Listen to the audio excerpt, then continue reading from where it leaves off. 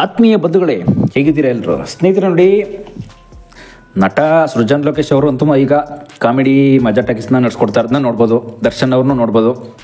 ಈ ರೀತಿ ಒಂದಾಗಿದ್ದವರು, ಕುಚಿಕುಗಳಂತೆ ಇದ್ದವರು, ಇವರ ಮಧ್ಯದಲ್ಲಿ ಏನಾಯಿತು ನೋಡಿ. ಬಿರುಕು ಅಂತಕ್ಕಂಥದ್ದು, ಫ್ರೆಂಡ್ಶಿಪ್ ಅಂತಕ್ಕಂಥದ್ದು ಇದ್ದೇ ಇದೆ. ಎಲ್ಲರಲ್ಲೂ ಕೂಡ ಒಬ್ಬೊಬ್ಬರು ಫ್ರೆಂಡ್ಶಿಪ್ ಅಂತಲ್ಲ, ತುಂಬ ಜನ ಇರ್ತಾರೆ. ಹಾಗಾದರೆ ಇವ್ರಿಗೂ ಕೂಡ ಅದೇ ರೀತಿ ಕುಚಿಕುಗಳು ಅಂತ ಇದ್ದರು. ದರ್ಶನ್ ಅವ್ರ ಜೊತೆ ಸೃಜನ್ ಅವ್ರ ಜೊತೆ ದರ್ಶನ್. ಮತ್ತು ದರ್ಶನಿಂದನೇ ನಾನು ಬೆಳೆದಿದ್ದು ಜಾಸ್ತಿ. ದರ್ಶನ್ ಅವರಂತೂ ಜೊತೆಗಿರೋದ್ರಿಂದ ನಾನು ಇನ್ನೂ ದೊಡ್ಡ ಮಟ್ಟದಲ್ಲಿ ಬೆಳೆದೆ ಅಂತ ಕೂಡ ಹೇಳ್ಕೊಂಡವರು ಇವತ್ತು ಜಗಳ ಮಾಡಿಕೊಂಡು ಸಹವಾಸನೆ ಬೇಡ ಅಂತ ಬಿಟ್ಬಿಟ್ರು. ಯಾಕೆ? ಹಾಗಾದರೆ ಏನಾಯಿತು? ಅಂಥದ್ದಾದ್ರೂ ಏನಾಯಿತು ಅಂತ ತಿಳಿಯೋಣ. ಅದಕ್ಕೂ ಮೊದಲು ನಮ್ಮ ಚಾನಲ್ ಫಸ್ಟ್ ಟೈಮ್ ನೋಡ್ತಾ ಇದ್ದರೆ ದಯವಿಟ್ಟು ಸಬ್ಸ್ಕ್ರೈಬ್ ಮಾಡ್ಕೊಂಡು ನೋಡಿ. ಹೀಗೆ ಸದಾ ನಿಮ್ಮ ಬೆಂಬಲ ಇರಲಿ ಅಂತ ಕೇಳ್ಕೊತೀವಿ. ಸ್ನೇಹಿತರು ನೋಡಿ, ಮಜಾ ಟಾಕೀಸ್ ನಡೆಸೋದಕ್ಕೆ ತುಂಬ ವರ್ಷಗಳಿಂದ ಮಜಾ ಟಾಕೀಸ್ ನಡ್ಕೊಳ್ತಾ ಇರೋದು ಸೃಜನ್ ಲೋಕೇಶ್ ಅವರು.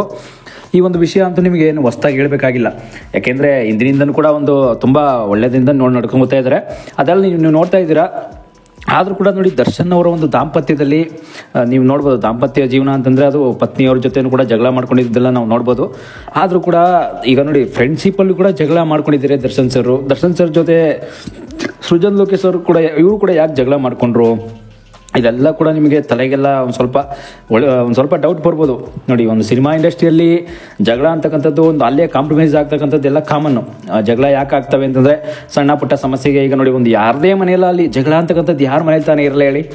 ಎಲ್ಲರ ಮನೆಯಲ್ಲೂ ಇದ್ದೇ ಇರುತ್ತೆ. ಒಂದು ಜಗಳ ಸಂಪ್ರದಾಯ ಆಗಲಿ, ಒಂದು ಏನಾದರೂ ಒಂದು ಸಣ್ಣ ಪುಟ್ಟ ವಿಷಯ ಆಗಲಿ, ಕಲಹಗಳು ಎಲ್ಲ ಇದ್ದೇ ಇರುತ್ತೆ. ಅದನ್ನು ಕೂಡ ಏನೋ ಅಲ್ಲಲ್ಲೇ ಕೂಡ ಒಂದು ಬಗೆಹರಿಸ್ಕೊಳ್ಳಿಲ್ಲ ಇವರು. ಯಾಕೆ? ಕೊನೆಯವರೆಗೂ ಫ್ರೆಂಡ್ಶಿಪ್ಪು ಬಿಟ್ಟೇ ಬಿಟ್ರು. ನೋಡಿ, ಏನಂತಂದರೆ ಅದನ್ನು ಗಿರಿಜಾ ಲೋಕೇಶ್ ಅವರು ಕೂಡ ತುಂಬ ಮಾಧ್ಯಮದಲ್ಲಿ ಹೇಳ್ಕೊಂಡಿದ್ದಾರೆ. ನಮ್ಮ ಮಗ ದರ್ಶನ್ ಸಹವಾಸನೆ ಬಿಟ್ಬಿಟ್ಟ. ಯಾಕೆ ಬಿಟ್ಬಿಟ್ರು? ದರ್ಶನ್ ಸರ್ ಅಂತ ಕೆಟ್ಟದಾದರೂ ಕೂಡ ಏನು ಮಾಡಿದ್ರು ಅಲ್ವಾ? ನೋಡಿ, ದರ್ಶನ್ ಸರ್ ಅಂತ ಎಷ್ಟೆಷ್ಟೆಲ್ಲ ಒಳ್ಳೆ ಕೆಲಸ ಮಾಡಿದರೆ. ಮೊದಲೆಲ್ಲ ನೋಡಿ, ಸುದೀಪ್ ಸರ್ ಕೂಡ ಸಹವಾಸ ಬಿಟ್ಬಿಟ್ರು ಅಂತ ಕೂಡ ಹೇಳ್ಕೊಂಡಿದ್ರು. ಸುದೀಪ್ ಸರ್ ಜೊತೆ ಮಾತೇ ಆಡ್ತಾ ಇಲ್ಲ ಈಗ. ಇದೆಲ್ಲ ಹೋಗ್ತಾ ತಿಳ್ಕೊಳ್ಳೋಣ ಸ್ನೇಹಿತರೆ. ಏನಂತಂದರೆ, ದರ್ಶನ್ ಸರು ಹಿಂದೆ ಎಲ್ಲ ಏನೋ ಒಂದು ಪಾರ್ಟಿ ಸೇರಿದಂತೆ, ಏನೋ ಒಂದು ಹಬ್ಬದ ಪಾರ್ಟಿಲೋ ಏನೋ ಒಂದು ಅವರ ಮನೆಯ ಪಾರ್ಟಿಲಿ ಇಲ್ಲ ರೆಸ್ಟೋರೆಂಟ್ ಪಾರ್ಟಿಲೆಲ್ಲ ಒಂದು ಇಬ್ಬರು ಹೋಗಿ ಸೇರ್ತಾರೆ ಆ ಟೈಮಲ್ಲಿ. ಅಂದರೆ ಫ್ರೆಂಡ್ಶಿಪ್ ಅನ್ನೋ ಒಂದು ನೆಪದಲ್ಲಿ ಎಲ್ಲರೂ ಆಲ್ಮೋಸ್ಟು ಅಲ್ಲಿ ಸೃಜನ್ ಮತ್ತು ಇವ್ರು ಇರಲ್ಲ, ದರ್ಶನ್ ಮಾತ್ರ ಜಾಸ್ತಿ ಇರಲ್ಲ, ಎಲ್ಲರೂ ಕೂಡ ಇರ್ತಾರೆ. ಎಲ್ಲ ಫ್ರೆಂಡ್ಸ್ಗಳು ಅಂದರೆ ಎಲ್ಲರೂ ಇರ್ತಾರೆ. ಆ ಟೈಮಲ್ಲಿ ದರ್ಶನ್ ಸರು ಎಣ್ಣೆ ಹೊಡೆದಿದ್ರು ಅಂತ ಒಂದು ವಿಷಯ ಬಂತು. ನಾನು ವಿಷಯ ಹೇಳೋದ್ರಿಂದ ದಯವಿಟ್ಟು ದರ್ಶನ್ ಅಭಿಮಾನಿಗಳಿಗೆ ಬೇಜಾರಾಗ್ಬೋದು. ಯಾಕೆಂದರೆ ದರ್ಶನ್ ಸರ್ ಮಾಡಿರ್ತಕ್ಕಂಥ ಒಂದು ತುಂಬ ಒಳ್ಳೆ ಕೆಲಸಗಳ ಬಗ್ಗೆ ಎಲ್ಲ ವಿಡಿಯೋ ಮಾಡಿದ್ದೀನಿ ಹಿಂದೆ. ಆದರೂ ಕೂಡ ಈ ವಿಷಯನೂ ಕೂಡ ಎಷ್ಟೋ ಜನಕ್ಕೆ ಬೇಜಾರಾಗುತ್ತೆ.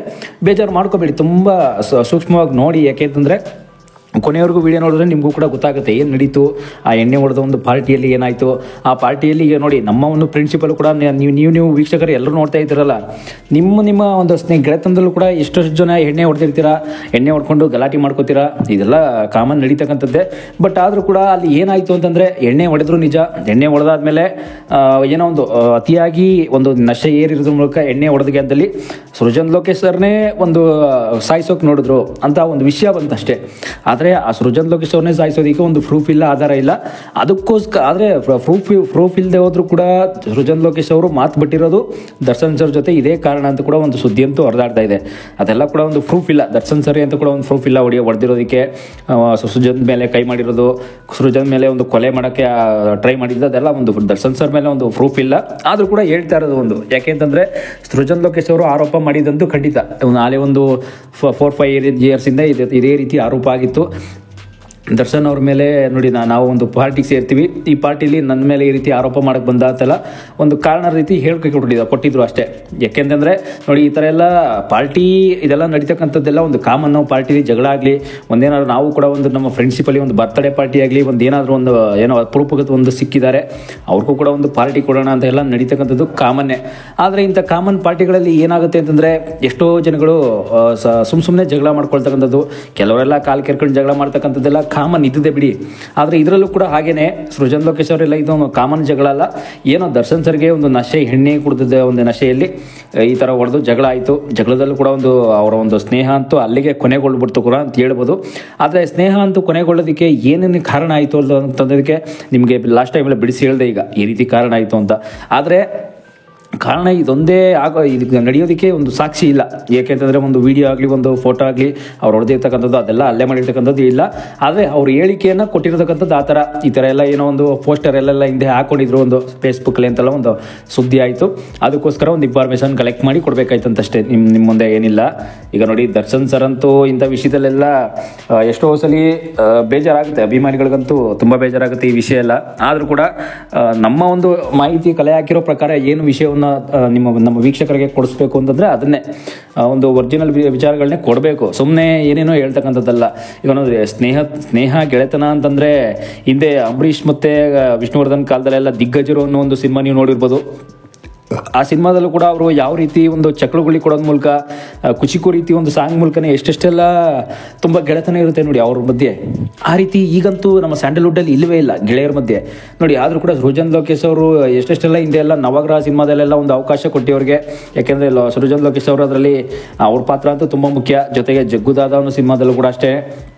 ಇದೆಲ್ಲ ಒಂದು ನೀವು ನೋಡ್ತಾ ಹೋದರೆ ನೀವು ನೋಡ್ತಾ ಇರ್ಬೋದು ಹಿಂದೆ ಎಲ್ಲ ಹೇಗೆಲ್ಲ ಆಗಿತ್ತು ಅಂತ. ಆದರೆ ಇವರು ಸುದ್ದಿ ಅಂತೂ ಈಗ ಸಾಮಾಜಿಕ ಜಾಲತಾಣದಂತೂ ತುಂಬ ವೈರಲ್ ಆಗಿದ್ದ ಸುದ್ದಿ ಅಂದರೆ ಗೆಳೆತನ ಇದ್ದಕ್ಕಿದ್ದಂತೆ ಬಿಟ್ಟಿದ್ದು. ಯಾಕೆ ಗೆಳೆತನವನ್ನು ಬಿಟ್ಬಿಟ್ರು ಅನ್ನೋ ಸುದ್ದಿ ಅಂತೂ ವೈರಲ್ ಆಯಿತು.